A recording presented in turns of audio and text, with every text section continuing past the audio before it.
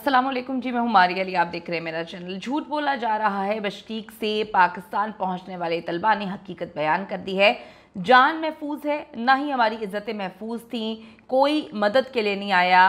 पाकिस्तानी मुसलसल झूठ बोलते रहे, मीडिया को गुमराह करते रहे, अपने खर्चे पर हम वतन वापस पहुँचे हैं। कुछ ऐसी हकीकतें बयान की हैं जिस पर जो है पाकिस्तानी सफ़ीर इनको झूठ बोलने पर मजबूर कर रहा था। वतन वापस पहुँचने वाले तलबा पाकिस्तानी सफ़ीर हसन अली ज़ैगम के रवैये पर फट पड़े हैं।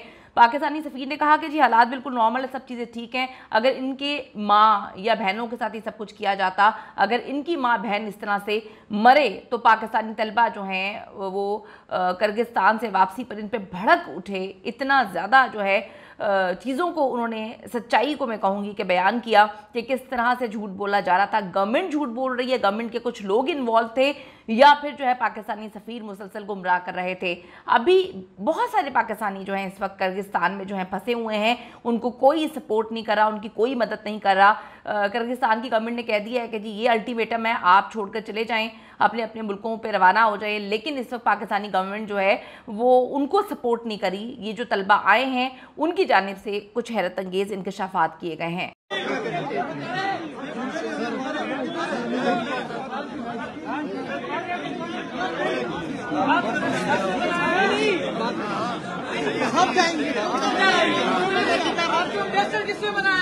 मेरा नाम एलिया शुएब है और मेरा ताल्लुक़ मुल्तान पाकिस्तान से है। मैं एक इंटरनेशनल मेडिकल स्टूडेंट हूँ और मैं बिश्केक किर्गिस्तान में स्टडी कर रही हूँ MBBS की। हमारे हॉस्टल का गेट तोड़ा है, इन्होंने हमारी यूनिवर्सिटी का मेन गेट तोड़ा है। ये लोग अंदर एंटर हुए हैं, हमारे कमरों में तोड़ फोड़ की है, सब तोड़ दिया है इन लोगों ने। लड़कों के साथ बदतमीज़ी की है, लड़कियों के साथ बदतमीज़ी की है, और इन्होंने यहाँ पे लाइव आके सोशल मीडिया पे बदतमीज़ी की है। हमें अभी तक कोई सिक्योरिटी प्रोवाइड नहीं है। मैं आपको दिखा देती हूँ। इस टाइम यहाँ कोई पुलिस नहीं है, कोई आर्मी नहीं है। बिश्केक से जी पाकिस्तान पहुंचने वाले तलबा ने हकीकत बयान कर दी है। पाकिस्तानी तलबा ने बताया कि बिश्केक में हालात बिल्कुल भी कंट्रोल में नहीं है। झूठ बोला जा रहा है। 13 तारीख का ये वाक़या है जब मिस्री तलबा ने जो है वो मकामी लड़कों के साथ लड़ाई की। उसकी वीडियो जब सोशल मीडिया पे वायरल होती है तो फिर इन्होंने प्लानिंग की और हमला किया और सबको इन्होंने पकड़ के जो है रगड़ डाला। किर्गिस्तान ने तो मारा सो मारा। स्टूडेंट्स कहते हैं कि ज़्यादा दुख तो हमें इस बात का है जब पाकिस्तानी सफ़ीर ने झूठ बोला कि हालात कंट्रोल में है, नॉर्मल है, कुछ भी ऐसा नहीं हो रहा। अगर उनकी माँ बहन इस तरह से मरे तो क्या तब भी वो यही कहेंगे? पाकिस्तानी बच्चे जब किर्गिस्तान से वापस आए हैं तो वज़ीर दाखिला मोहसिन नकवी के सामने वो भड़क उठे हैं। उन्होंने कोई लिहाज नहीं किया, उन्होंने सच्चाई बयान की है। वो कहते हैं मौत के मुँह से आ रहे हैं और हमारे सफ़ीर ने जो है वो हमारे साथ जो किया है वो तो किया है, गुमराह किया है अवाम को और गवर्नमेंट को, वो एक अलग चीज़ है। पाकिस्तानी सफ़ीरों का यही हाल है। गल्फ़ के मुतादिद मुल्कों में मैं रह चुकी हूँ और कभी हमारा वास्ता पड़ता था वहाँ की मैनेजमेंट वगैरह से, तो सारे रो रहे होते थे। पाकिस्तानी सफ़ीर जो हैं वो अक्सर काम जो है करना पसंद नहीं करते। जिस तरह से पाकिस्तान में उनकी अफसरशाही चल रही होती है वहाँ पे भी यही चल रही होती है।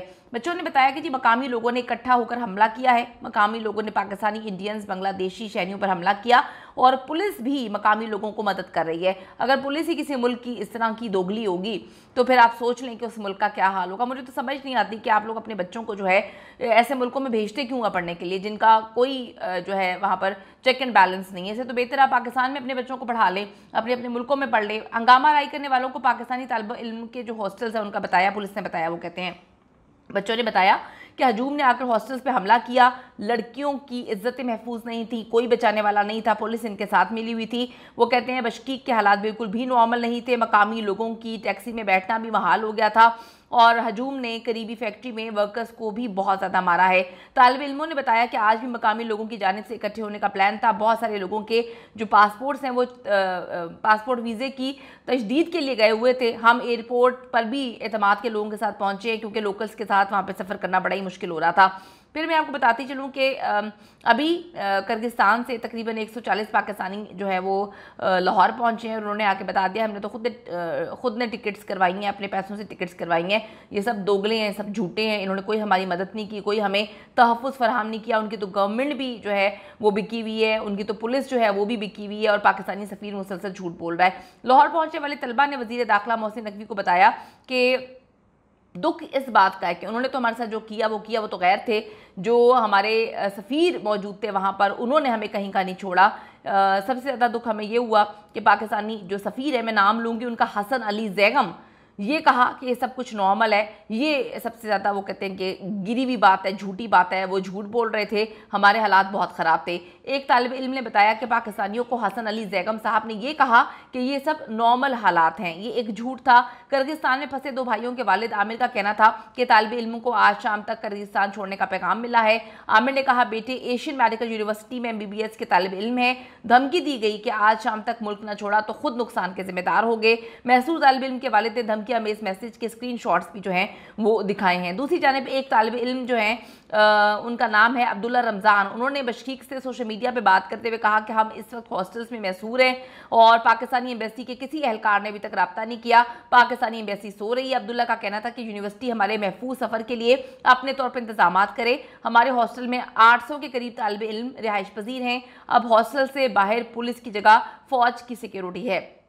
آپ کو بتاتی چلوں کہ کرغزستان کے دارالحکومت بشکیک میں جو ہے وہ اتنی ہنگامہ آرائی ہوئی جس میں پاکستانی طلبہ بھی زد میں آ گئے اور کافی زخمی ہوئے, اموات بھی ہوئی ہیں ان کی. یہ گورنمنٹ چھپا رہی ہے, جھوٹ بول رہی ہے. آپ نے دیکھ لیا کہ بچے یہ کہہ رہے ہیں کہ ہم نے اپنی مدد آپ کے تحت ٹکٹس وغیرہ کروائی ہیں. انہوں نے یہ تک بتا دیا کہ ہمارے ساتھ تعاون نہیں کیا گیا. سفیر جو ہیں وہ جھوٹ بول رہے ہیں اور انہوں نے بہت زیادہ جھوٹ بولا.